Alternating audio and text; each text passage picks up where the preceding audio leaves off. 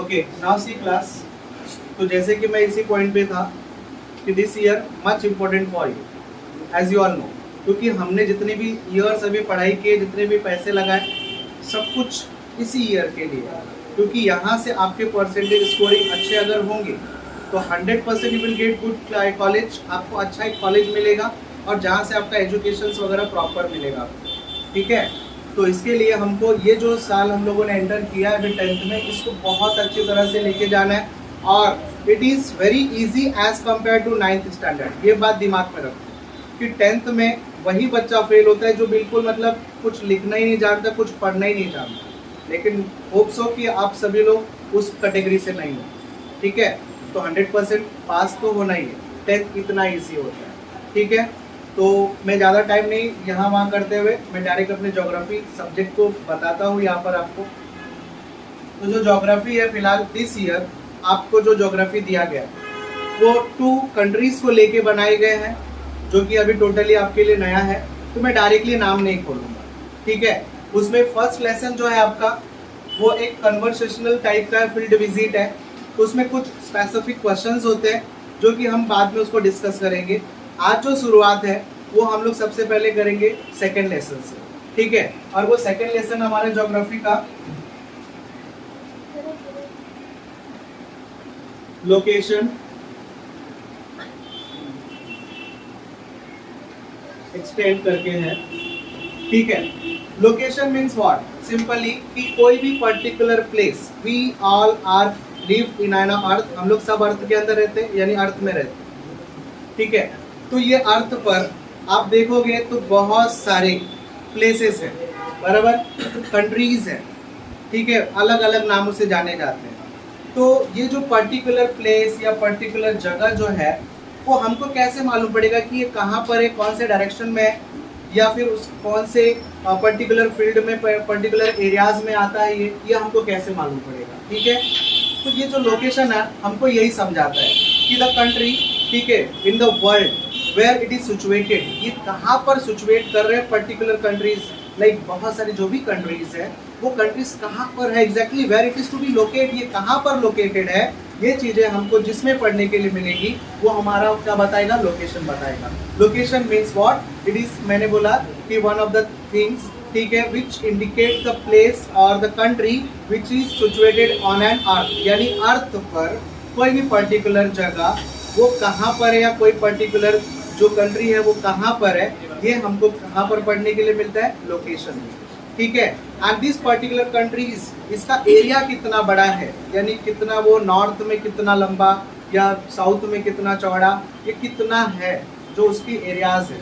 ठीक है, तो वो एरियाज हमको कहाँ से, यानी किस में पढ़ने के लिए मिलता है, एक्सटेंड में, मतलब यहाँ पर क्या होता है कि where to where it is extended, यानी कहाँ से कहाँ तक ये फैला हुआ है। ठीक है, तो कोई भी पर्टिकुलर कंट्री या पर्टिकुलर एरिया वो कहाँ से कहाँ तक फैला हुआ है, ये चीज़ें हमको एक्सटेंशन में समझ में आती है। ठीक है, तो location and extents means what, the country, ठीक है, और the particular area where it is situated on an earth, यानी अर्थ के ऊपर वो पर्टिकुलर प्लेस कहाँ पर है, दिस इज लोकेशन, वो उसकी लोकेशन। ठीक है, और एक्सटेंड यानी from where to where it is extended, ये कहाँ से कहाँ तक फैला हुआ है, बस ये इसका क्या है, एक्सटेंशन से। ठीक है, कि वो इतना डायरेक्शन में इतना इतना किलोमीटर यहाँ तक ऐसे ऐसे है। तो ऐसे ही कुछ बेसिक इन्फॉर्मेशन जो सेकंड चैप्टर आपको देगा, एकदम टोटल बेसिक देगा। ठीक है, उसमें हम लोग बहुत कुछ चीज़ें जानेंगे। तो एज यू ऑल नो कि सबसे पहले आपके जो टेक्स्ट बुक में जब जाओगे आप लोग, तो वहाँ पर कुछ क्विज दिए गए हैं। क्विज, वो क्विज में ऐसा बोला है कि second largest populated country in the world, अगर मैं ऐसा क्वेश्चन करूँ तो मोस्ट ऑफ बच्चों को आएगा शायद कि यानी सबसे ज़्यादा जनसंख्या वाला या second largest populated country in the world कौन है, इंडिया। तो ये कॉमन है क्योंकि बहुत सारे लोगों को ये मालूम रहता है। ठीक है, फर्स्ट पे नाम निकालू तो भी फटाक से बोलेंगे, फर्स्ट पे कौन है, तो India first largest country in the, sorry, world largest first country कौन है, चाइना। सेकंड कौन है, इंडिया। तो वैसे ही अगर मैं बात करूं और भी कंट्रीज हैं, थर्ड पे कौन आएगा, फोर्थ पे कौन आएगा, फिफ्थ पे कौन आएगा, तो थर्ड पे अगर आप जनरली देखोगे तो आपको मिलेगा यूएसए। ठीक है, यानी अमेरिका मिलेगा। ठीक है, समझ में आ रहा है मैं क्या बोल रहा हूँ क्लास?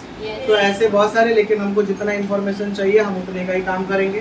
ठीक है, तो सबसे पहला पॉइंट आपको दिमाग में क्या रखना है कि the second largest populated country in the world is India. समझ में आ रहा है कौन है? इंडिया। पॉइंट कौन सा बोला मैंने? Second largest populated country in the world. ठीक है, दूसरा पॉइंट, स्पाइसेस, मसालों के मामले में हमारा इंडिया जो है ना बहुत ही ज़्यादा, यानी बहुत ही अच्छी क्वालिटीज़ के मसाले प्रोड्यूस करता है। लाइक हमारे यहाँ पर जो करना है अपना केरला है, state of Kerala, Tamil Nadu and all, ये सब जगह पर अगर आप देखोगे स्पाइसेस यानी मसाले के लिए, तो यानी जो इंडिया है, India is a famous for the spices. यानी किसके लिए फेमस है? सेकंड पॉइंट समझा? पहला पॉइंट क्या था हमारा? Second largest populated country in the world is India. Second, it is famous for the spices. And सबसे पॉपुलर स्पोर्ट अगर देखो, वैसे तो हमारा जो खेल माना जाता है, जो अपन अपने कंट्री के लेवल का खेल बोलते हैं, लाइक हॉकी, लेकिन हमारे भारत देश में हॉकी का इस्तेमाल अक्सर लोग मारने के लिए इस्तेमाल करते हैं। कहीं लफड़ा अगर हो जाए तो बोलेंगे ये हॉकी निकाल, बराबर। तो आप जब अपने घर से निकलते हो या आप खुद भी सबसे ज्यादा कौन सा गेम खेले रहो?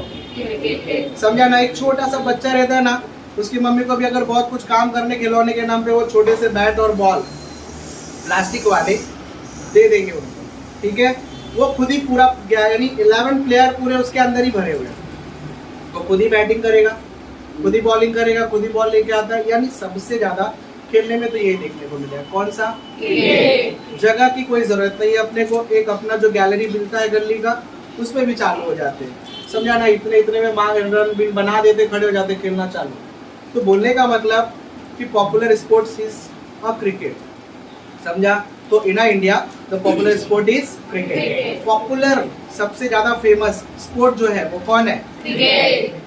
समझ में आ रहा है? हमारे इंडिया का जो फ्लैग है वो ट्राई कलर है, तिरंगा। तो अगर ये सब चीजें आपके सामने दिखा जाए तो डेफिनेटली आप फटाक से आंसर दे देते कि सर ये एक ही कंट्री है और वो कौन है? इंडिया। समझा? तो सबसे पहला पॉइंट हमारा क्या था? हम रिवीजन के तौर पे चलते हैं। The second largest populated country in the world, कौन? इंडिया। ठीक है, it is famous for the spices, कौन फेमस है? India. Third, popular sports in India is cricket. समझ गया? दिमाग में गया? ट्राई कलर किसका है? इंडिया। यानी तिरंगा जो है इंडिया का फ्लैग। इतना समझा? तो ये इंडिया के आइडेंटिफिकेशन के लिए मुझे लगता है इनफ है ना? इतनी कुछ बातें बता दी जाए तो कोई भी किसी को ये क्लू दे दिया जाए तो फटाक से आंसर दे देगा, सर ये इंडिया ही। इतना समझा या फिट हुआ? ठीक है, अब हम आगे की बात चलते हैं थोड़ी। सेकेंड पॉइंट कि जो ब्राजील है, ठीक है, नाम तो मैं पहले निकाल रहा हूँ, बेसिकली हमको क्वेश्चन करके निकालना था ये, ठीक है, लेकिन फिर भी हम चलते हैं इस पॉइंट पे। तो ब्राजील जो है ना famous for the Samba dance. कौन से डांस के लिए? सांबा डांस। ठीक है, आप कभी कभी उसको सांबा नहीं बोलने आया तो सांबर भी बोल सकते हो, या तो वो शोले मूवी में सांबा बैठा रहता है जिसको गब्बर बार बार पूछता है, ठीक है, कितने आदमी थे या कितना इनाम रखी थी समथिंग, ठीक है, तो कौन? सांबा। तो सांबा क्या? It is one of the form of dance which is played in Brazil. जो कहाँ पर प्ले किया जाता है? समझा ना? तो यहाँ पर Samba dance is played in Brazil, यानी ब्राजील में सांबा डांस जो है ये फेमस है। इतना समझा? ब्राजील साइड का पहला पॉइंट दिमाग में गया कि here the Samba dance is famous. कहाँ पर? ब्राजील। ठीक है, Brazil is also known for the coffee pot of the world, यानी वर्ल्ड में ये कॉफी पॉट के नाम से जाना जाता है, यानी सबसे ज्यादा और अच्छी क्वालिटी का जो कॉफी प्रोडक्शन है वो कहाँ पर होता है? ब्राजील। पॉइंट समझा?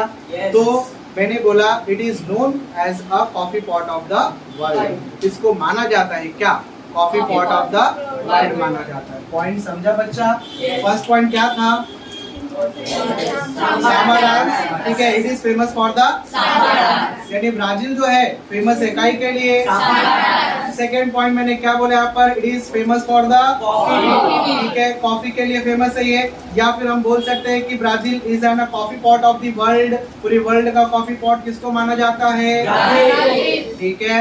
उसके बाद जैसे स्पोर्ट्स की बात इंडिया में हुई थी, वैसे ही स्पोर्ट्स की बात तो ब्राजील में भी हो सकती है ना। तो वहाँ का सबसे पॉपुलर स्पोर्ट कौन सा है, कौन सा, फुटबॉल। समझ में आ रहा है क्या? तो जितने भी वर्ल्ड कप हुए वहाँ पर, उसमें most of world cup winning जो कंट्री है वो कौन है, ब्राजील है। पॉइंट समझा बच्चा? इतना यहाँ तक का पूरा पॉइंट समझा। और वहाँ के फ्लैग्स भी जो है उसी कुछ फुटबॉल टाइप में बना है ग्रीनिश कलर में, वो आप लोग देख लोगे, ठीक है। तो इतना पॉइंट आई थिंक आप लोगों को समझ में आ गया है किसका, ब्राजील, ठीक है। तो हम लोगों ने अभी तक 2 पॉइंट कवर किया, इंडिया के बारे में कुछ इंफॉर्मेशन कवर किया और कुछ इंफॉर्मेशन किसका, ब्राजील का कवर किया। यहाँ तक पूरा पॉइंट क्लियर है सबको? अब हम लोग थोड़ा थोड़ा ना पॉइंट वापस बेसिक पर लेके चलते हैं कि कौन सी चीजें कहाँ पर कैसे लोकेट है, ठीक है। तो ऐसा सपोज मान लो कि ये क्या है, सर्कल है, मैथ्स के हिसाब से, ज्योग्राफी के हिसाब से देखेंगे तो ये अपना अर्थ होगा, ठीक है। ऐसा मान के चलो कि ये हमारा क्या है, अर्थ है, ठीक है। अब अर्थ पर अगर आपने देखा होगा तो कुछ लाइंस ऐसी देखी होंगी एकदम वाटरमेलन की तरह या तरबूज की तरह, ठीक है। और कुछ लाइंस आपने इस तरीके से फिर ऐसे देखी होगी। समझ में आ रहा है कि नहीं बच्चा? तो इस लाइंस को हम लोग ग्रेटिकल्स बोलते हैं। क्या बोलते हैं? ग्रेटिकल्स। ये एक इमेजिनरी लाइन है, ऐसी कोई लाइन अर्थ के ऊपर नहीं मिलेगी आपको। रियलिटी में अगर ढूंढने जाओगे सर सच में ऐसी कोई लाइन है क्या, तो नो, ठीक है। यानी ये एक इमेजिनरी लाइन है और इसको बनाया ही इसलिए है ताकि हम कोई भी पर्टिकुलर प्लेस का एग्जैक्ट लोकेशन बता सकें कि ये कौन से डायरेक्शन में कितने पॉइंट पर सिचुएटेड है। ये graticules it will be helpful to identify और लोकेट एनी प्लेस एग्जैक्टली, यानी एग्जैक्टली कितने उसके लोकेशंस हैं, ये चीज़ें हम लोग इस ग्रेटिकल्स के थ्रू पता लगाएंगे, ठीक है। ये जो ग्रेटिकल्स लाइंस है ये एक इमेजिनरी लाइन है which is drawn on earth, जो किसके ऊपर ड्रॉ किया गया है, पॉइंट समझा यहाँ तक? yes. अब इस लाइंस के अंदर आपको कुछ लाइंस ऐसे वर्टिकल दिख रही है, ठीक है। ये जो वर्टिकल लाइन है इसका नाम होता है लॉन्गिट्यूड। क्या होता है? लॉन्गिट्यूड। लॉन्ग है ना, लंबा है, लंबा है तो लॉन्गिट्यूड, समझा? कुछ लाइंस आपको ऐसे लेटा हुआ दिख रहा है, सोया हुआ है ना ऐसे, तो क्या रहेगा? लैटिट्यूड। समझा बच्चा? yes. तो the vertical line drawn on an earth, जो वर्टिकल लाइन ड्रॉ किया गया अर्थ के ऊपर इज कॉल्ड, इसको क्या बोलते हैं? लॉन्गिट्यूड। क्या बोलते हैं? लॉन्गिट्यूड। ठीक है। The parallel line which is drawn on an earth, जो पैरेलल लाइन ड्रॉ किया गया है वो क्या रहता है? लैटिट्यूड। समझ में आया? yes. और ये लॉन्गिट्यूड लैटिट्यूड दोनों मिला के क्या बनता है हमारा? ग्रेटिकल्स। क्या बनता है? ग्रेटिकल्स। जैसा ज्योग्राफी आप नहीं जाने रहोगे वैसे ही बता दूंगा मैं पूरा, ठीक है। यहाँ तक समझा पूरा आपको? ओके। अब हर एक लाइंस का अपना एक मीन्स है, ठीक है। हर एक की अपनी एक डिग्री वैल्यू है, क्योंकि एंटायर सर्किल की वैल्यू आपने ज्योमेट्री में पढ़ा होगा सर 360 डिग्री होता है, ठीक है। तो 360 डिग्री को भी इस तरीके से डिवाइड किया गया, तो उसमें एक पॉइंट आपको बीच में एक लाइन मिलेगी, ठीक है, जिसका नाम होगा क्या? इक्वेटोरियल। क्या रहेगा?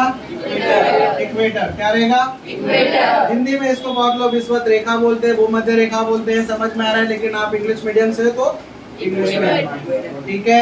यानी क्या बोलते हैं? इक्वेटर। इसकी डिग्री वैल्यू होती है 0 डिग्री। कितनी होती है? 0 डिग्री। पॉइंट समझा? yes. कोई डिफिकल्टी? नो। ओके। उसके ऊपर से एक लाइन गई होगी, समझा ना? एक लाइन ऊपर से गई रहती है और एक लाइन नीचे से, ठीक है। यानी लाइंस तो ऐसे बहुत सारे, लेकिन एक 30 डिग्री की वैल्यू पर ठीक है, एक लाइन यानी इतनी और इतनी ऐसे करके। तो मैं सिंपली एक और ड्रॉ करा थोड़ा क्लियर इमेज के लिए। ये 0 दिया, इसको मैंने इक्वेटर नाम रखा जो 0 डिग्री पर है।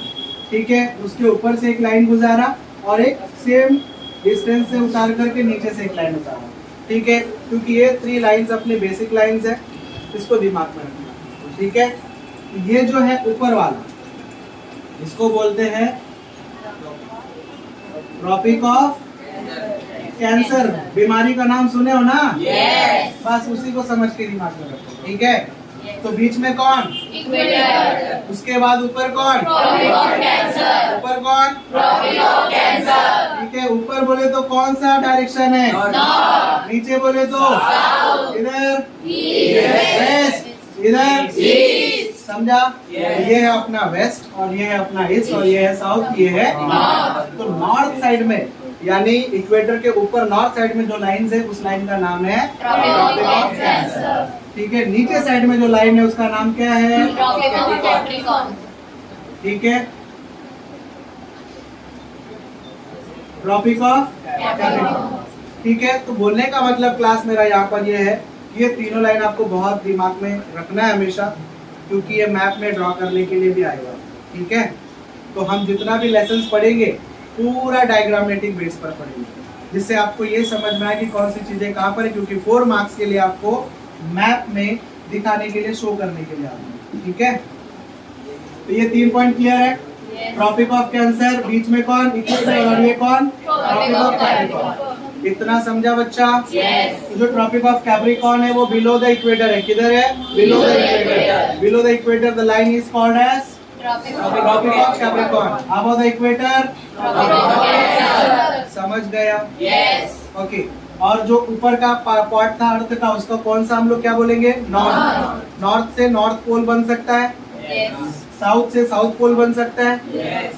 पॉइंट समझा? Yes. ओके, तो अभी तक में मैंने क्या क्या इंफॉर्मेशन दिया, तो दिमाग में पॉइंट वाइज रखो। सबसे पहला पॉइंट आप लाइंस के डिवीजन को रखो। ठीक है, तो vertical line named as Longitude. Parallel line, Latitude. ठीक है, the line which is passes the above the equator, from the above the equator, Tropic of Cancer. below the equator, Tropic of Capricorn. middle line which is divide the earth into 2 equal part. Equator. Point समझा? Yes. Okay, अभी तक 2 बातें समझी। ठीक है, third बात में बता रहा हूँ आपको डायरेक्शन। क्या बता रहा हूँ? Direction. डायरेक्शन में आपका आएगा ऊपर नॉर्थ साइड, नीचे South. साउथ, ये West. ये East. पॉइंट समझो? Yes. North means North Pole, north means North Pole. ठीक है। अब जो इक्वेटर के ऊपर के साइड का पूरा जोन है, ठीक है, उसको आप नॉर्थ हेमिस्फीयर भी बोल सकते हो। क्या बोल सकते हो? North Hemisphere. And below the equator south South hemisphere. क्या बोल सकते हो? South Hemisphere. ठीक है, किसके बेस पर अगर डिवाइड किया जाए, इसको अगर डिवाइड किया जाए लैटिट्यूड के बेस पर, तो समझा? और जब इसको हम लोग डिवाइड करेंगे किसके बेस पर? Longitude. लॉन्गिट्यूड के बेस पर, तो ऐसे भी तो डिवाइड होगा ना अर्थ 2 इक्वल पार्ट में। Yes. तो इसको हम लोग क्या नाम दे देंगे? इसको नाम देंगे वेस्टर्न हेमिस्फीयर। क्या? Western Hemisphere. इसको ईस्टर्न हेमिस्फीयर। क्या?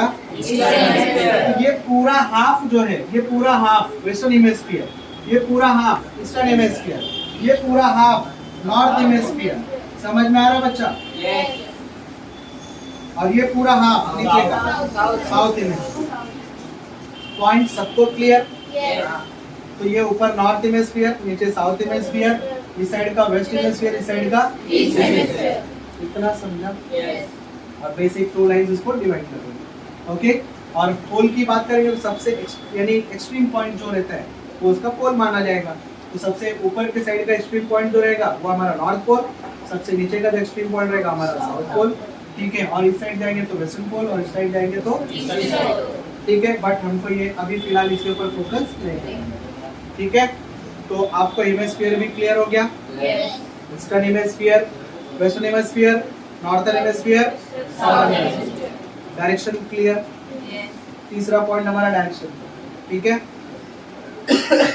अब आप सभी को मालूम है कि there are total how many continents in the world?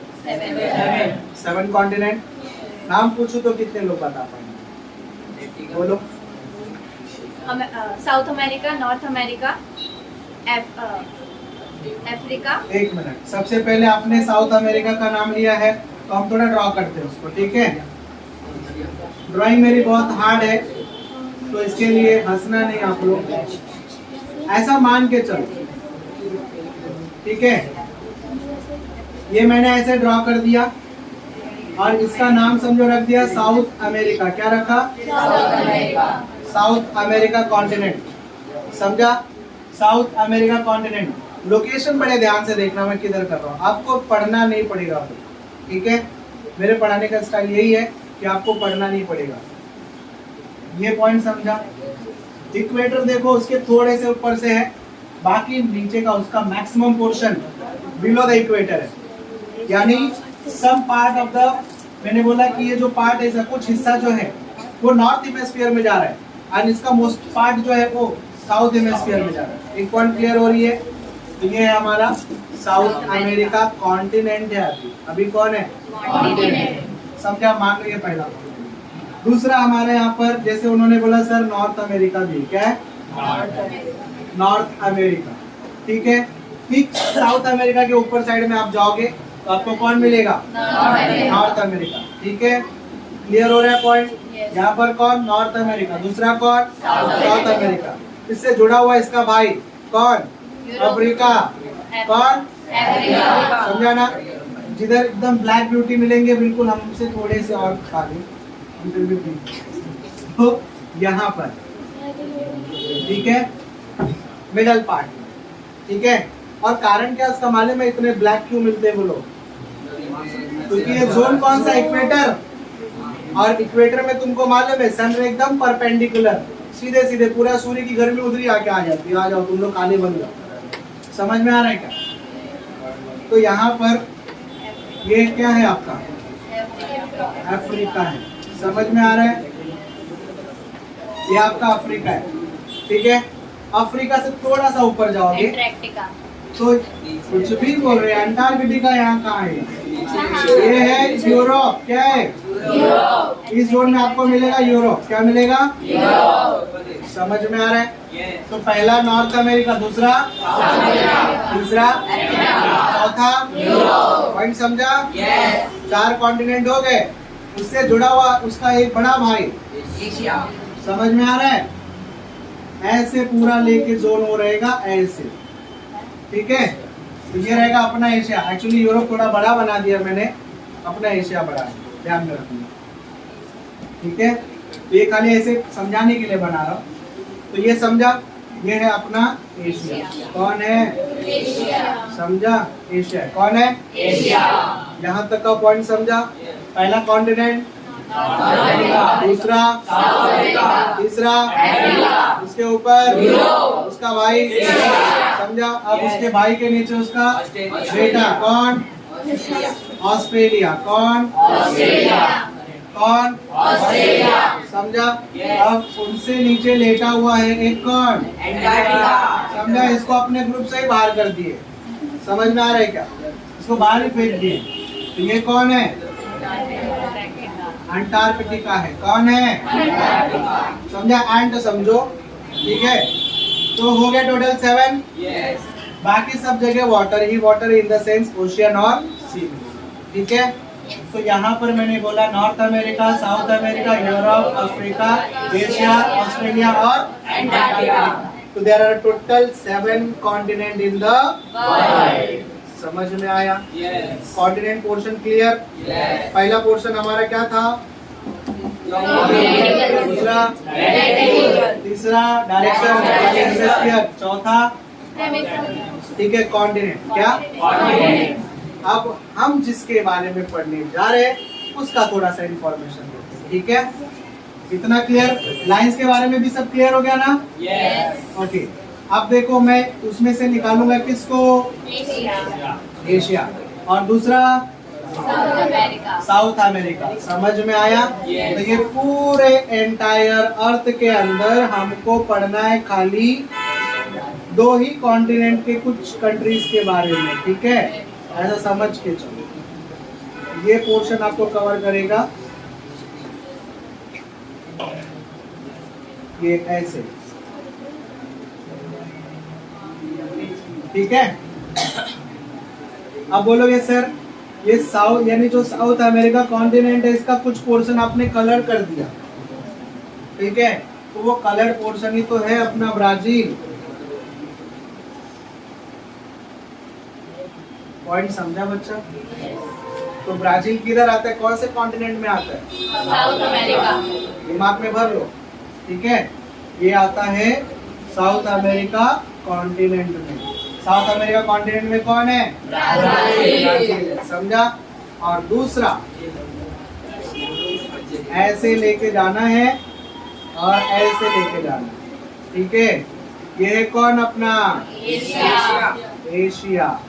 समझ में आ रहा है क्या? और इसमें अपने को पढ़ना है इस जोन के बारे में। ये जोन समझा? तो एशिया नहीं बोल करके मैं डायरेक्ट ना इसको एशिया दिखा के इसको दिखा देता हूँ। पॉइंट समझा बच्चा? यस। तो देखो ये था अपना कौन सा? South America part. ये क्या था? एशिया। उसमें जो कलर पार्ट था वो क्या था अपना? ब्राजील। ठीक है। और इसमें जो पार्ट दिख रहा है आपको? इंडिया है, समझा? तो टेक्स्ट बुक के स्टार्टिंग पॉइंट मैंने आप लोग को याद करा दिए पहले से, वो 3-3 लाइन आप लोग के दिमाग में ओवर टाइम फिट होना चाहिए, समझा? अब हम सबसे पहले निकालेंगे किसको? इंडिया, ठीक है। तो इंडिया जो है अपना, ठीक है, India is an republican country, ठीक है। ये क्या है? एक Republican country. Republican means what? क्या समझते हैं? कोई बता सकता है? इसको हिंदी में गणराज्य बोलते हैं। नहीं, ऐसे तो नहीं बोलूंगा। ऐसे सिंपल, ऐसे दिमाग में अगर समझो कि जहां पर head of the country, head of the country मतलब देश का सबसे बड़ा पोजीशन वाला पर्सन, बड़ा मतलब हाइट में बड़ा नहीं, ठीक है, जो जिसका पोजीशन यानी जो जिसको पूरे देश में सबसे पहली वैल्यू दी गई है, वो होता है हमारा प्रेसिडेंट। कौन होता है? प्रेसिडेंट। ठीक है। तो जिस देश में प्रेसिडेंट या फिर head of the country is elected by the people directly और द इनडायरेक्टली, समझा ना? तो that country is said to be, and उस कंट्री को ही हम लोग कौन सा कंट्री बोलते हैं? Republic country. समझ में आ रहा है? तो India is an republic country. भारत देश कौन सा देश है? रिपब्लिक है, समझा? तो अगर खाली हम लोग डेमोक्रेसी के बेस पर उसको बाइफर्केट करते ना तो इसका आंसर गलत मिलेगा। क्यों मालूम है? उसके पीछे का एक कारण है कि यहाँ पर जो पीपल्स है यानी जो हेड ऑफ द कंट्री है वो इलेक्ट किया जा रहा है किसके थ्रू? मैंने बोला लोगों के थ्रू चुना जाएगा, तो ही उसको रिपब्लिक बोलेंगे हम लोग। समझ में आ रहा है क्या? लेकिन जो जैसे कि डेमोक्रेटिक कंट्री भी है हमारा देश, डेमोक्रेटिक मतलब लोकतांत्रिक देश है, लोगों की सरकार, जहाँ पर government is to be elected by the people, यानी जो भी गवर्नमेंट चुन के आएगी वो कौन चुनेगा? जनता चुनेगा। तो ऐसे कंट्री को हम लोग डेमोक्रेटिक कंट्री बोलते हैं। ये पॉइंट भी क्लियर? तो India is an republican country as well as the democratic country, ये दोनों है।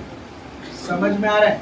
लेकिन वहीं पर अगर मैं एग्जांपल दूं आपको अमेरिका का, तो अमेरिका का जो प्रेसिडेंट है, ठीक है, यानी जो वहाँ का पर्सन चुना जाता है, वो ठीक है, मानता हूँ मैं कि वो समझो लोगों के थ्रू चुना जाता रहेगा, ठीक है, लेकिन उसको हम लोग जरूरी नहीं कि रिपब्लिकन बोले, क्योंकि उस कंट्री में किंग का रोल चलता है, राजतंत्र, राजाओं का राज चलता है। समझ में आ रहा है क्या? तो कंट्री को चलाने वाला कोई और हो सकता है, लेकिन किंग की वैल्यू अपनी जगह पर अपना ही रहेगा, समझा?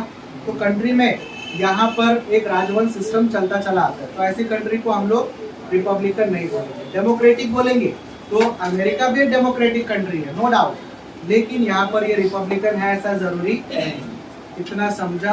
तो हमारा देश क्यों रिपब्लिकन है मालूम पड़ा अभी? क्योंकि यहाँ पर राजतंत्र नहीं चलता, यहाँ पर लोकतंत्र चलता है, ठीक है, यानी डेमोक्रेटिक सिस्टम फॉलो किया जाता है। कंट्री का कोई भी पर्सन, कोई भी गवर्नमेंट रहेगा, वो कौन चुनेगा? पीपल चुनेगा। तो ऐसे कंट्री को हम लोग क्या बोलेंगे? Democratic as well as republican country. तो इंडिया किस टाइप की कंट्री है? Republican country. पॉइंट पहला क्लियर, समझा? ये सब पॉइंट अगर दिमाग में भर रहे हो तो याद नहीं करना, मैं गारंटी लेके बोलता हूँ। तो ये पॉइंट समझा? दूसरा, कैपिटल ऑफ द कंट्री, भारत देश जो है इंडिया जो है इसका कैपिटल, इसकी राजधानी क्या है? न्यू दिल्ली। ठीक है, क्या है? न्यू दिल्ली। खाली दिल्ली बोलोगे तो भी नहीं चलेगा, ठीक है? ये तो बहुत लोग पुरानी दिल्ली चले गए। इतना समझा तो न्यू दिल्ली चलेगा। इतना पॉइंट समझा तो पहला पॉइंट क्या था? India is an republican country. Second point क्या? Capital of the India is New Delhi. समझा? अब मैं बात कर रहा हूँ इसका लोकेशन, समझा ना? तो जो इंडिया है, इंडिया जो है located in an uh, point समझो, India is located in an uh, किसमें आ रहा है? Asia continent. ठीक है, किसमें आ रहा है? Asia continent, south side of an Asia continent. हम कैसे बोलेंगे? South side of an Asia continent. क्योंकि देखो ये पूरा एशिया कॉन्टिनेंट है ना। अगर मान लो एशिया को इस तरीके से मैं निकाल देता है, ऐसे इसका डायरेक्शन बनाता तो कैसे बनाता? ये नॉर्थ बनाता, ये वेस्ट और ये ईस्ट और ये साउथ। तो ये जोन हमारा इंडिया है ना, तो इसका मतलब ये इसमें किस जोन में आ रहा है?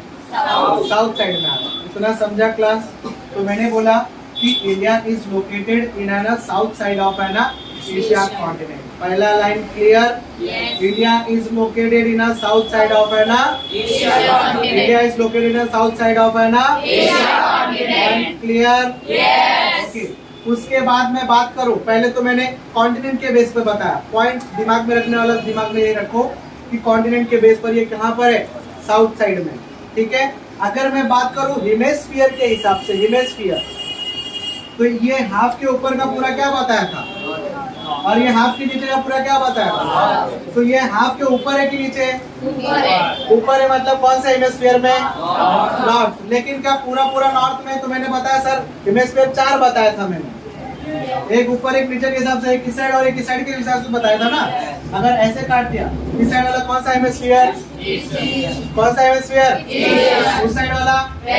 इसका मतलब आपका जो एशिया कॉन्टिनेंट है वो कौन से जोन में आ रहा है?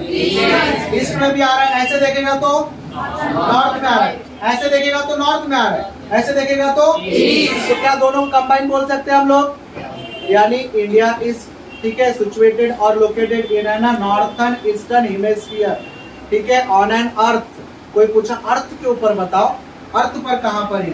तो अर्थ पर ये कहां पर है? Northern eastern hemisphere. Point clear? ठीक है, तो India is located in an northern eastern hemisphere on an earth. कोई बोला अर्थ पे बताओ किधर है, तो क्या बोलोगे? Northern eastern hemisphere. कॉन्टिनेंट में पूछा तो किधर बोलोगे? दोनों पॉइंट दिमाग में गया? ठीक है, तो India is located in an northern eastern hemisphere on an earth and it is located in south side of an Asia continent. Point सबको फिट हो गया यहाँ पर? समझा? ये इसका लोकेशन था। क्या था? लोकेशन। ये जो 2 पॉइंट मैंने बताया ना, ये 2 पॉइंट से इसको लोकेट किया कि वो कौन से डायरेक्शन में है, कहां पर है अर्थ के ऊपर, ये बताओ। ठीक है, तो ये लोकेशन से आपका 2 पॉइंट आइडेंटिफिकेशन दे देता है। ठीक, अब बात करते हैं हम लोग एक्सटेंशन। ये कहां से कहां तक फैला हुआ है? समझ में आ रहा है क्या? कहां से कहां तक फैला हुआ है? तो देखो क्लास, अब इस बात को बहुत अच्छी तरह से समझना, तभी आप मैप को समझ पाओगे। ये मेरा अर्थ दिखा, इस अर्थ में मैंने एक लाइन ड्रॉ की वर्टिकल। अब इस लाइन से अगर आप इस साइड जा रहे हो, तो ये कौन साइड जा रहे हो? इस साइड अगर आ रहे हो तो यानी या तो इस साइड जाओगे या तो इस साइड आओगे। ठीक है, तो देखो जब इस लाइन से इस साइड जाओगे तो ऐसा समझना कि आप ना वेस्ट से वेस्ट की तरफ जा रहे हो। कहाँ जा रहे हो? वेस्ट से वेस्ट की तरफ। समझ में आ रहा है क्या? और इसको हम लोग क्या बोलेंगे? ईस्ट से ईस्ट की तरफ। समझा पॉइंट? इस लाइन से इस साइड जाओगे तो वेस्ट टू वेस्ट, इस साइड जाओगे तो ईस्ट टू ईस्ट। तो जिस तरीके इस लाइन से डिवाइड होता है वैसे इस लाइन से भी तो डिवाइड होगा। समझा? तो जब ऊपर से नीचे की तरफ आओगे तो नॉर्थ से साउथ पकड़ना। क्या पकड़ना? ठीक है, और नीचे से ऊपर जब जाओगे तो नॉर्थ से नॉर्थ जा रहे हो ना, ये लाइन ही नॉर्थ बताएगा आपको। ये नॉर्थ है ना, ये लाइन, तो इसका मतलब ये नॉर्थ से नॉर्थ बताएगा। इतना समझा? ऊपर के डायरेक्शन में नॉर्थ से नॉर्थ, नीचे के डायरेक्शन में नॉर्थ से साउथ, इस साइड में वेस्ट टू वेस्ट, इस साइड में ईस्ट टू ईस्ट। समझ में आया? ओके, अब मैं बात कर रहा हूँ मेरे इंडिया की, ठीक है। ये पॉइंट में आपको इस तरीके से सुंदर सा ऐसा भारत थोड़ा मस्त नॉर्मली ऐसे ड्रॉ कर रहा हूँ।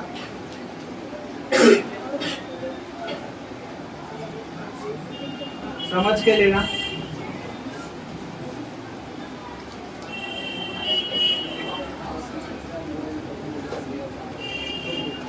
बोलोगे सर ये कौन सा भारत बना रहे हो, तो समझ के चलो।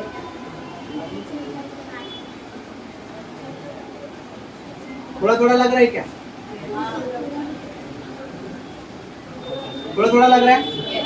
ओके, तो मुझे समझाने के लिए इतना ही ना फिर मुझे लगा। अब ये लाइन ऐसे हम क्या करते हैं, मैप में कोई चीज नहीं दिखता प्रॉपर तो उसको जूम करते हैं ना, तो इसको हम जूम कर रहे हैं, तो जूम करेंगे तो कैसा मिलेगा? ऐसा मिलेगा। समझ में आ रहा है क्या? और जब ये लाइन जो एक दूसरे के बहुत पास पास थी, वो लाइन ऐसे दूर दूर मिलेगी। समझ में आ रहा है? तो ये जो नीचे का एक्सट्रीम यानी जो पैरेलल लाइन है, वो पैरेलल लाइन क्या बताएगा आपको? पैरेलल लाइन क्या बताएगा? एटीट्यूड बताएगा। क्या बताएगा? ठीक वैसी एक लाइन इस तरीके से भी ऐसे आ रही है, ठीक है। आप अपने बुक को जब खोल के देखोगे ना तो ऐसे ही मिलेगा। तो लाइंस को याद करने का तरीका बता रहा एक्सटेंशन का, ठीक है। तो यहाँ पर मैंने 4 लाइन ड्रॉ किए, दिख रहा है? और जिसके अंदर पूरे इंडिया को एकदम एक्सट्रीम पॉइंट उसका टच कर दिया मैंने। एक्सट्रीम मतलब सबसे आउटर पार्ट टच कर दिया, ठीक है। यानी इस साइड से वेस्ट से टच कर दिया है, इस साइड मैंने ईस्ट से टच कर दिया, उधर नॉर्थ से इधर साउथ से टच कर दिया, वो लाइन के अंदर कवर कर दिया इसको पूरा, ठीक है। अब क्योंकि आपको मैंने बताया कि हम सबसे पहले इसका अगर कौन सा एक्सटेंशन देखेंगे, लैटिट्यूडनल। लैटिट्यूडनल मतलब ऐसे ऐसे, ठीक है। तो आपको ये लाइन का वैल्यू जब चेक करोगे ना तो वहां पर 8 डिग्री 4 मिनट मिलेगा। क्या मिलेगा? 8 डिग्री 4 मिनट। समझा ना? 8 डिग्री 4 मिनट। एक डॉट रहेगा ना ऊपर ऐसे फर्स्ट का, तो उसको मिनट पढ़ते हैं। समझो अगर ऐसे वैल्यू रहता, इसका रीडिंग कैसे करेंगे? किसी को मालूम है? ज्योग्राफिकली इसका रीडिंग कैसे होता है? 8 डिग्री 4 मिनट 5 सेकंड। समझा ना? ये एक वैल्यू देखा। अब ये बहुत सारे नए नए टर्म्स मिलेंगे आपको सीखने को, समझ में आ रहा है? इसको रीडिंग करेंगे 8 डिग्री 4 मिनट 5 सेकंड। ये ग्राफिकल्स इतना एग्जैक्ट लोकेशन बता देता है किसी का, समझ में आ रहा है? इसके थ्रू अपने को ये हेल्प मिलता है। तो ये हमारा जो है, क्योंकि ये कहाँ पर है? नॉर्थ साइड में है। नॉर्थ से नॉर्थ की तरफ जा रहे हैं हम, नीचे से ऊपर की तरफ जा रहे हैं। देखो ये जोन के बारे में पता लगाने जा रहे हैं, तो है किधर? नॉर्थ साइड में, ठीक है। तो ऊपर के पोर्शन में देखोगे तो नॉर्थ टू नॉर्थ ही जाओगे ना। इसका मतलब नॉर्थ में इधर यही था ना, नॉर्थ में 8 डिग्री 4 मिनट। 8 डिग्री 4 मिनट कहाँ का? इस लाइन के वैल्यू 8 डिग्री 4 मिनट नॉर्थ। क्या है? नॉर्थ में 8 डिग्री 4 मिनट। 2 ऊपर का भी जब जाओगे तो नॉर्थ से नॉर्थ ही जा रहे हो ना, ऊपर से ऊपर ही जा रहे हो ना। इसका मतलब नॉर्थ से नॉर्थ की तरफ जा रहे हो आप। समझ में आ रहा है? कुछ पॉइंट नहीं समझ रहा पूछो। हम देखो कहाँ जा रहे हैं, ये ऐसे जा रहे हैं, यहाँ से ऊपर जा रहे हैं। इसका मतलब नॉर्थ से नॉर्थ की तरफ जा रहे हैं। तो यहाँ पर नॉर्थ बोले तो क्या अपना 8 डिग्री 4 मिनट, ठीक है। जो सीरियसली लेक्चर सुनेगा 100% मैंने बोला बुक नहीं पढ़ना पड़ेगा, और जिसको टाइम पास लगेगा वो कुछ नहीं समझ पाएगा। सिंपल एक ही बात। तो 8 डिग्री 4 मिनट, ठीक है। नॉर्थ 2 ऊपर वाले लाइन का वैल्यू जब जाओगे तो 37 डिग्री 6 मिनट मिलेगा। क्या मिलेगा? 37 डिग्री 6 मिनट। समझ में आया बच्चा? यस। यानी नॉर्थ से नॉर्थ की तरफ 8 डिग्री 4 मिनट 37 डिग्री 6 मिनट। समझा? बहुत सिंपल है। 4 6, ठीक है। 8 37 पॉइंट दिमाग में गया। मैं लोकेशन इंडिया का बता रहा हूँ, नॉर्थ से नॉर्थ का 8 degree 4 minute 37 degree 6 minute. Point समझा? नॉर्थ से नॉर्थ का एक्सटेंशन बता। अब हम लोग एक्सटेंशन देखने वाले कहाँ से कहाँ का। अब देखो ना, इसी साइड का पार्ट है ना, ये वाला पार्ट है ना। इसका मतलब कहाँ से कहाँ की तरफ आ रहे हो? ईस्ट से ईस्ट की तरफ आ रहे हो। आप बोलोगे सर इसी में क्यों चेंज किए? सब में वेस्ट टू वेस्ट लिखे, ईस्ट टू ईस्ट लिखे, नॉर्थ टू नॉर्थ लिखे, इसको नॉर्थ टू साउथ क्यों लिखे, ऐसा क्वेश्चन रहेगा मन में, है ना, है ना। तो देखो क्योंकि इसका कुछ पार्ट देखो ना ऊपर निकल गया है ना, इसका कुछ पार्ट ऊपर निकल गया, आधा नॉर्थ में घुस गया है, तो इसके नॉर्थ से साउथ आ रहा हूँ। समझ में आ रहा है क्या? ये पूरा नीचे होता तो मेरे को साउथ टू साउथ ही लेना पड़ता था। समझ में आया? ओके, तो ये वाला एक्सटेंशन समझ गया। ये कौन सा एक्सटेंशन है? Latitudinal extension. कौन सा? ध्यान में रखना, लेटा हुआ है तो लेटा हुआ है तो ठीक है, दिमाग में रहेगा। अब मैं बात कर रहा हूँ ईस्ट टू ईस्ट की तरफ, ईस्ट टू ईस्ट से, तो ईस्ट से ईस्ट की तरफ जब जाओगे तो आपको मिलेगा 68 डिग्री। क्या मिलेगा? 68 डिग्री 7 मिनट रहेगा। क्या रहेगा? 68 डिग्री 7 मिनट। ये रहेगा आपका ईस्ट। क्या रहेगा? ईस्ट में 68 डिग्री 7 मिनट है। यहाँ पर वैल्यू दिखेगा, ऐसे देखना होगा, ठीक है, ऐसे, ठीक है। तो 68 degree 7 minute east, 68 degree 7 minute east. समझ में आ रहा है?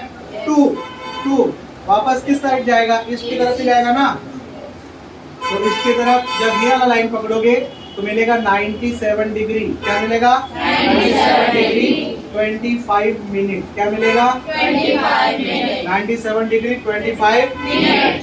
Point clear? यस। तो देखो यहाँ पर मैंने क्या क्या बताया वो समझ गया। अब मैं पूरा इंफॉर्मेशन एक साथ में क्विकली देता हूँ, ठीक है। हम इंडिया की बात कर रहे हैं। इंडिया जो है second largest populated country in the world. It is famous for the spices. Popular sports in India. एक साइड का पॉइंट क्लियर। उसके बाद ब्राजील की बात कर रहा हूँ मैं। Brazil is an famous for Samba, ठीक है, सांबा डांस। कौन सा डांस? ये कैसा होता है? ओके, तो उसके बाद दूसरा पॉइंट मैंने बोला, it is known for the coffee pot of the popular sports in Brazil, ठीक है। दो पॉइंट क्लियर। अब आ जाते हैं इंडिया पर। इंडिया जो है वो कौन से टाइप का कंट्री है? Republic country. कौन सा? Democratic republic country. Democratic republic country. पहला point clear. The capital of India? कौन सा? दिल्ली। दिल्ली नहीं बोलने आ रहा है तो दिल्ली बोल सकते हो, ठीक है, तो न्यू दिल्ली, ठीक है। तो जो न्यू दिल्ली है वो क्या है? यहाँ का कैपिटल है। कहाँ का? अब बात करते हैं हम लोग लोकेशन की। कौन सी बात कर रहे हैं? लोकेशन। कौन सी बात? लोकेशन। सबसे पहले हम लोग अर्थ के बेस पे देखेंगे। किसके बेस पे? तो India is located in an north eastern hemisphere on an earth. On an India is located on a northern eastern hemisphere on N point. समझा? ओके, सेकेंड पॉइंट हम लोग किसके बेस पे? कॉन्टिनेंट के बेस पे। किसके? कॉन्टिनेंट। तो India जो है अपना इंडिया, ठीक है, वो कौन से कॉन्टिनेंट में आ रहा है? एशिया। तो India is located in an south side of Asia, ठीक है, साउथ साइड ऑफ है ना एशिया। दोनों लोकेशन दिमाग में गया? अब बात करते हैं किसकी? एक्सटेंशन की। एक्सटेंशन इसको दो सेक्शन में डिवाइड किया ना, तो दो सेक्शन में सबसे पहला पॉइंट तो हमारा लोकेशन था, दूसरा पॉइंट क्या? एक्सटेंशन। एक्सटेंशन में कौन सा लेंगे सबसे पहले? लैटिट्यूड, ठीक है। तो latitudinal extend of an India from, यानी मैंने बोल नॉर्थ टू नॉर्थ रहेगा, तो कैसे रहेगा? 8 डिग्री 4 मिनट, ठीक है। कहाँ दिख रहा है? ये लाइन पे देखना, आप जब मैप खोलोगे ना ये लाइन को देखना, ठीक है। तो 8 डिग्री 4 मिनट। उसके बाद ऊपर वाले जाना, इंडिया के एकदम टच ऑफ पॉइंट पे देखना, इधर का इंडिया का सबसे सिर वाला ही, ठीक है, कश्मीर वाला। तो ये वाला जब देखोगे तो इधर कौन मिलेगा? तो यानी 8 degree 4 minute north to 37 degree 6 minute north. Point clear? ये इसका कौन सा एक्सटेंड था? और उसके बाद कौन सा? Longitudinal extend. लॉन्गिट्यूडनल में ईस्ट टू ईस्ट जाएंगे तो 68 डिग्री 7 मिनट और 97 डिग्री 25 मिनट ईस्ट। पूरा पॉइंट क्लियर? इंडिया का पूरा क्रिस्टल क्लियर हो गया? थोड़ा सा ब्राजील पे चले या बस हो गया? चले, ओके। तो देखो ब्राजील के पॉइंट पे अब आ जाते हैं। ब्राजील का सेम जैसे इसका है वैसे ब्राजील का भी रहेगा। तो जो ब्राजील का 3 पॉइंट तो आपके दिमाग में पहले ही जा चुका है, 3 पॉइंट पहले दिमाग में जा चुका है ना। Dance, coffee pot of the world, और उसके बाद फुटबॉल। समझ में आ रहा है क्या? Popular sports in Brazil. Okay, अब मैं बात करूंगा टाइप ऑफ कंट्री। तो ब्राजील कौन से टाइप का कंट्री है? तो एज लाइक इंडिया, भारत देश की तरह ये भी एक रिपब्लिक कंट्री ही है। समझा ना? कौन सा कंट्री है? समझा ना? तो रिपब्लिक, ठीक है। Brazil is also Republican country.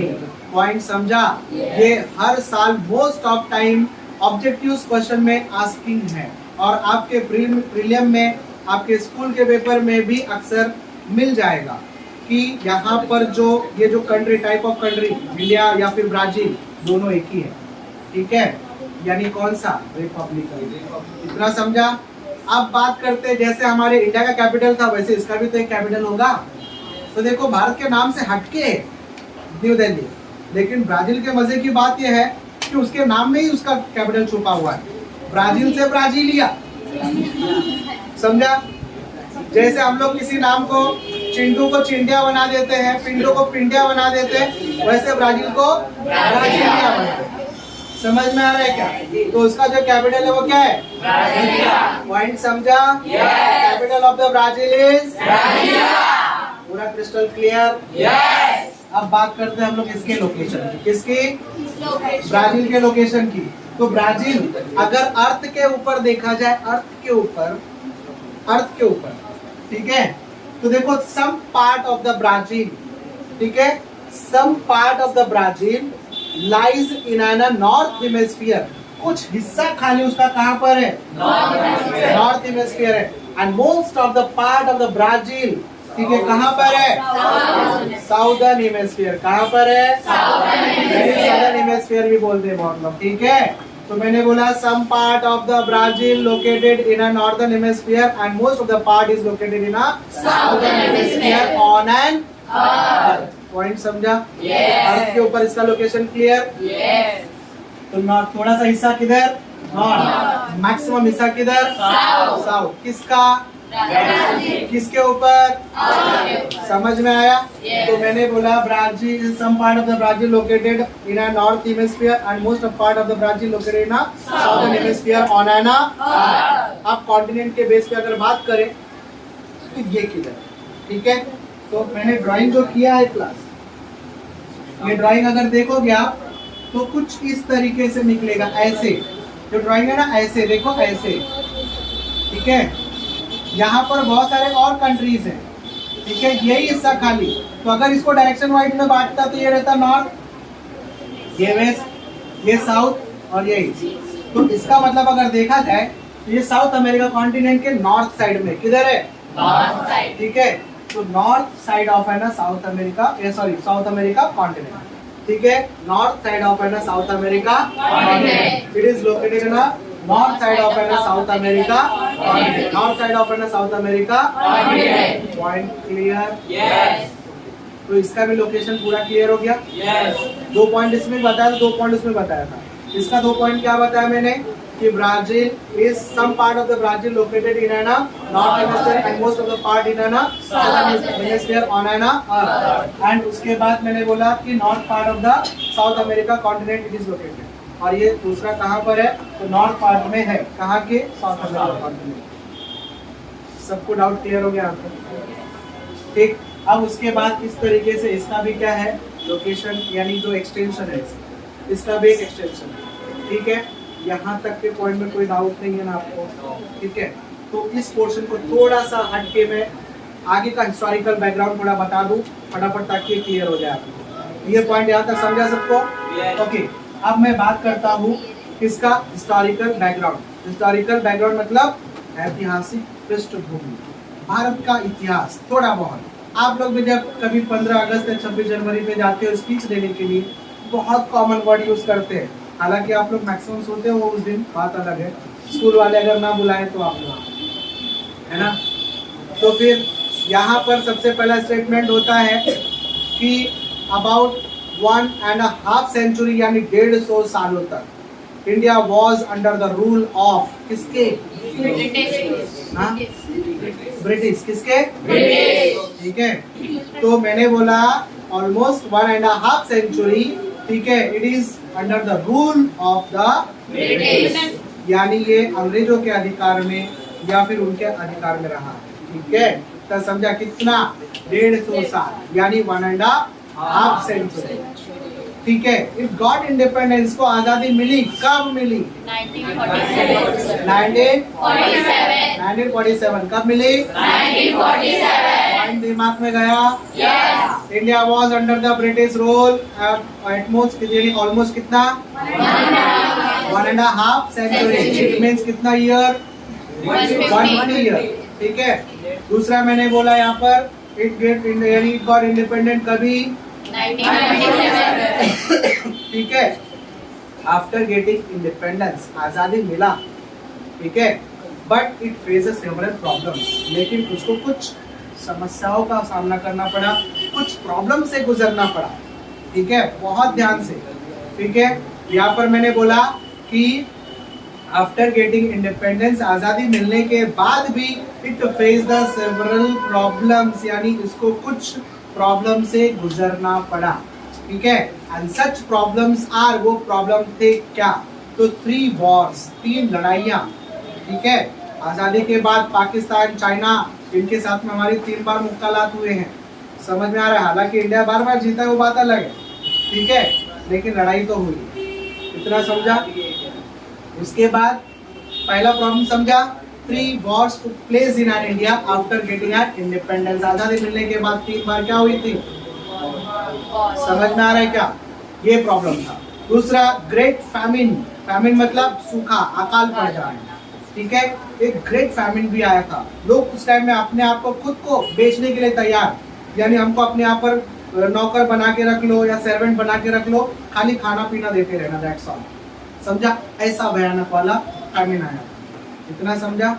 तो it means great famine and 3 Wars took place in India after the independence, यानी आजादी मिलने के बाद भारत में 2 प्रॉब्लम्स के बारे में इसमें बताया। वैसे हालांकि बहुत सारे प्रॉब्लम्स फेस किए रहेंगे, लेकिन 2 के बारे में इसमें बताया, ठीक है। कौन कौन सा? 3 वॉर्स और दूसरा ग्रेट फैमिन।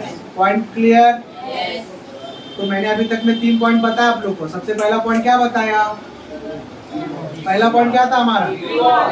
3 वॉर, यानी पहले मैंने ये बताया आप लोग को, India was under the British rule almost 150 years या फिर 1.5 सेंचुरी, ठीक है। इट गेट इंडिपेंडेंस को कभी इंडिपेंडेंट मिला? उसके बाद मैंने पॉइंट बताया कि after getting the independence it faces several problem, इसको कुछ प्रॉब्लम्स को फेस करना पड़ा। सच प्रॉब्लम्स आर, तो प्रॉब्लम क्या थे? ग्रेट फैमिन, पॉइंट समझा? ठीक है। बट मैंने बोला human power in India is most probably बहुत ज्यादा है, यानी लेबर फोर्स हमारे कंट्री में बहुत ज्यादा है, so that India is to be considered as an a global market in and world, यानी पूरे भारत देश में जो इंडिया है उसको एक ग्लोबल वैश्विक बाजार के रूप में देखा जाता है। पूरा देश, पूरी दुनिया के जितने भी देश है वो भारत के साथ में व्यापार करना चाहते हैं आज के टाइम में। It means India is to be considered as an a global market too, यानी भारत देश को हम लोग एक ग्लोबल मार्केट के नाम से समझ सकते हैं। इतना समझा? ये पूरा हो गया इंडिया का पॉइंट। क्लियर? उसको साइड कर दो। अब मैं बात कर रहा हूँ किसका? ब्राजील का। तो जैसे खत्म होने आया चैप्टर, हाँ पूरा चैप्टर ही खत्म कर दिया मैंने। तो अब उसके बाद देखो, अभी टेक्स्ट बुक खोलोगे आपको वही मिलेगा, लाइन टू लाइन मिलेगा। तो देखो पहले सुनो, थोड़ा सा बचा हुआ है। तो पॉइंट यहाँ पर ब्राजील, जैसे India under the rule of British था, तो ब्राजील, ठीक है, ब्राजील इज ऑल्सो, ठीक है, यानी Brazil was also under the rule of Portuguese. किसके रूल में था? पोर्चुगीज। हिंदी में पुर्तगालीज बोलते हैं और इंग्लिश में उसको पोर्चुगीज बोल सकते हैं। जैसे ब्रिटिश रूलर थे, डच थे, फ्रेंच थे, वैसे ही पोर्चुगीज भी एक टाइप के रूलर थे। समझ में आ रहा है? तो मैंने बोला Brazil was under the rule of Portuguese. किसके रूल में था? पोर्चुगीज के रूल में। इंडिया किसके रूल में था? ब्रिटिश। ब्राजील किसमें? पोर्चुगीज। इंडिया को इंडिपेंडेंस कभी मिला? इसको इंडिपेंडेंस मिला 1822। कभी मिला है? 1822। ठीक है, तो Brazil got independence in an year of the 1822। India से बहुत पहले आजाद हो चुका था। समझ में आ रहा है?